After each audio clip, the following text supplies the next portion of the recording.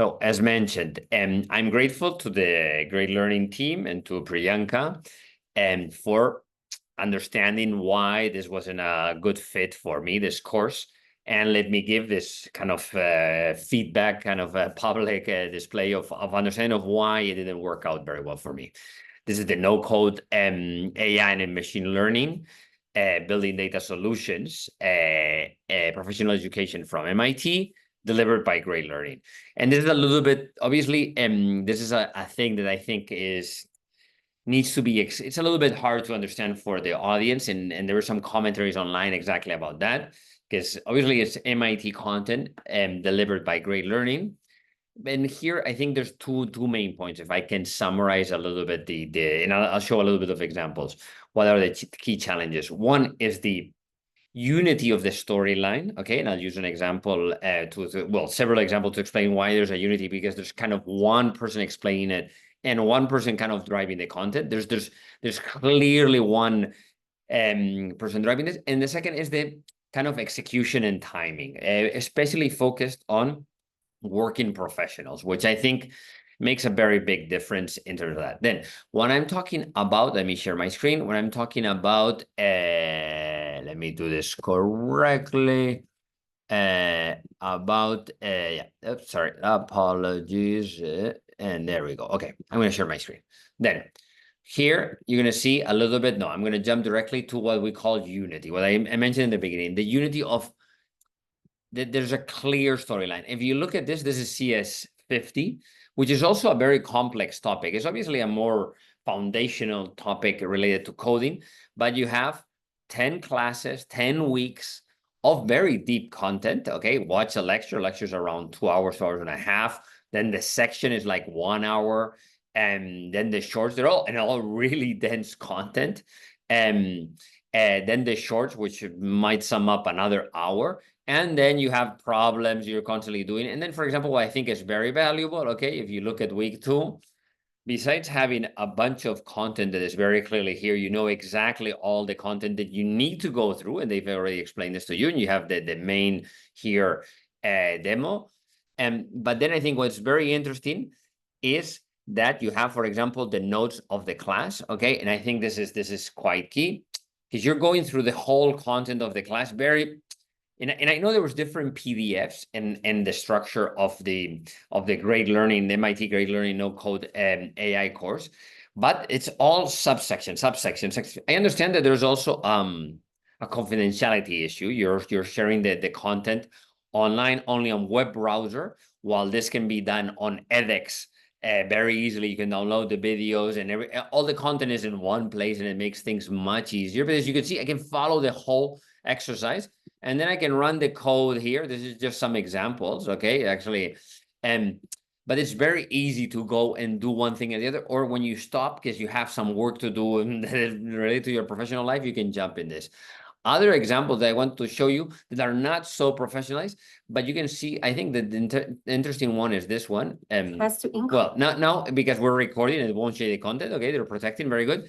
But here, the interesting part is that these two are digital native courses on Udemy. And the interesting thing about this is that they've thought every sub-step here is thought for someone to do it on self-progress.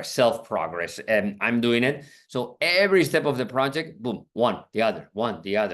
And this is quite powerful because I think this makes a very big difference, because you can go, you don't get lost, because if you continue this, it comes from the moment, from the previous moment. So I think that's very powerful.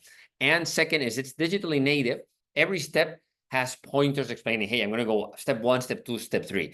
While what I could see, okay, looking at the content with this course, is everything was kind of beyond this document. I can't show the course because now I'm locked out, okay, from the course. You can see here, okay, I'm locked out because we're doing the refund. But the thing is that there's a lot of subsections. I can't show you, but there's a lot of subsections. This is this, and then you have to go this, and you have to go that. And there's the MIT, let's say, core course sessions done by the MIT educators.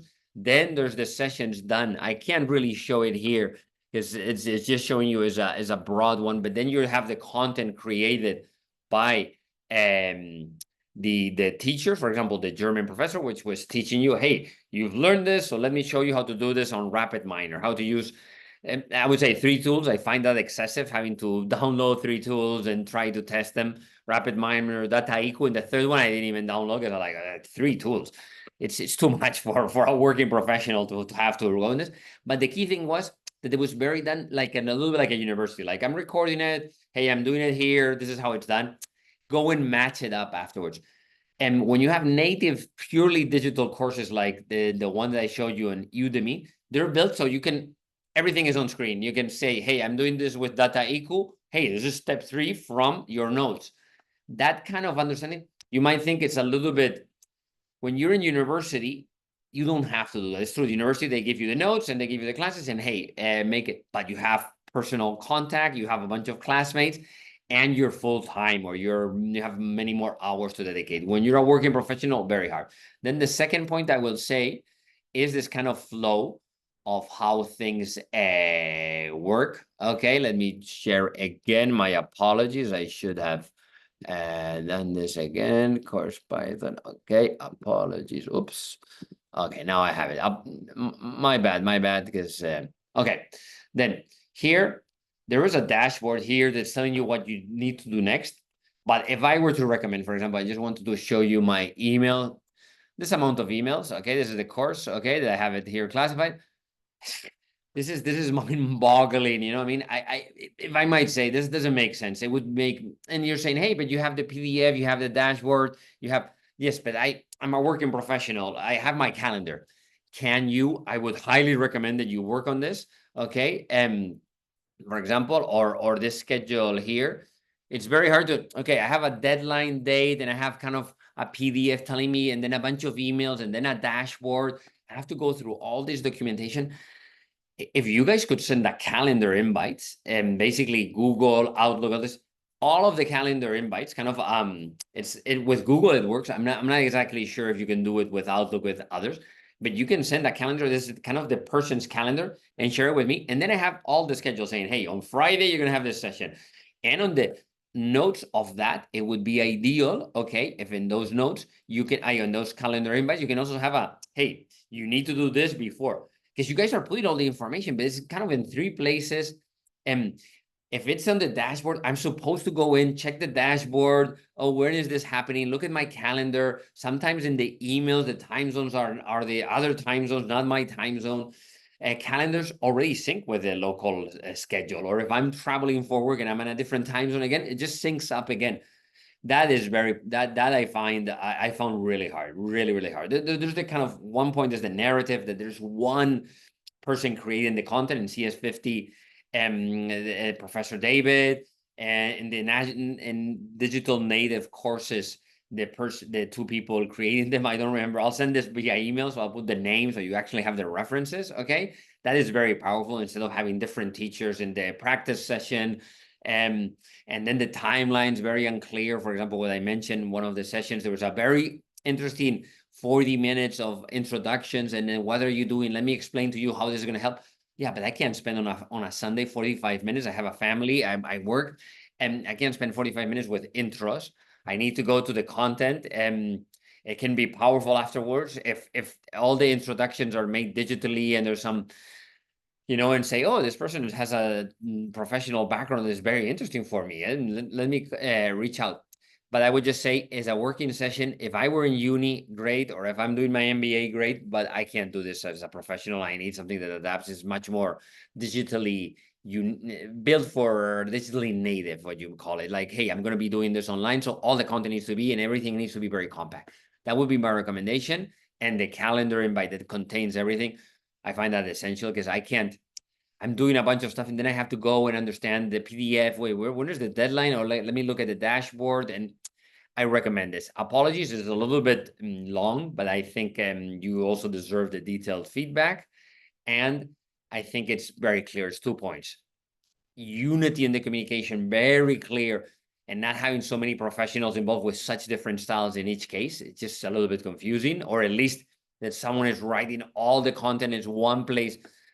I know that then there's some potential issues with copyright or people sharing that, and I understand that.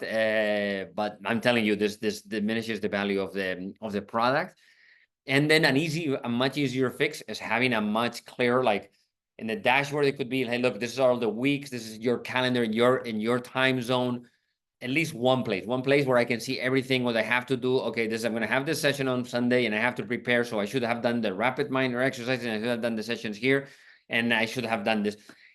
That I highly recommend it for professionals. I think this is super important. Okay, I hope this is helpful. I apologize if it's a little bit long, but I really wanted to give you feedback and try to help if possible to this. I'll send you a YouTube video. I'll send some comments via email, answering back to the refund agreement with Priyanka and you guys. And hopefully this is useful for you. Bye.